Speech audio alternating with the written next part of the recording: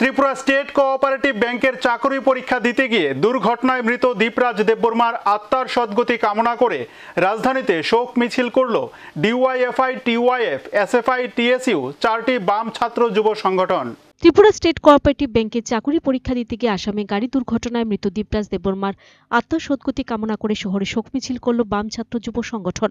Agartala colonel Chowmuhani থেকে মিছিল করে ছাত্র যুবরা উত্তর গেটস্থিত স্বামী বিবেকানন্দ মূর্তির সামনে যায়।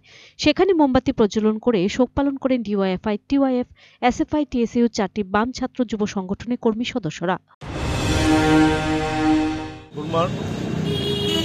মৃত্যু ঘটেছে বহিরাজ্যে পরীক্ষা দিতে গিয়ে।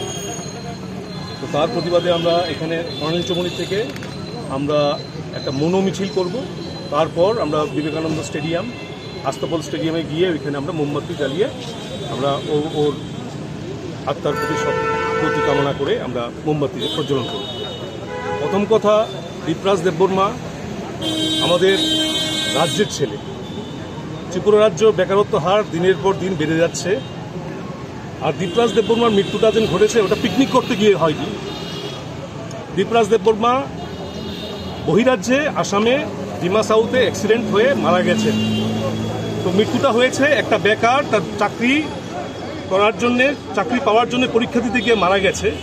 এবং বর্তমান যে পরিস্থিতি আমরা দেখছি ত্রিপুরা রাজ্যের যে দলগুলি আছে আর যে শাসক দল, ওদের কোনো হেলদোল নেই। শুক্লাচরণ দেববর্মা এই দপ্তরেরই, যে দপ্তরের পরীক্ষা দিতে গেছে, শুক্লাচরণ নোয়াতিয়া এই দপ্তরেরই মন্ত্রী, উনি নিজের বার্থডে সেলিব্রেশন করে।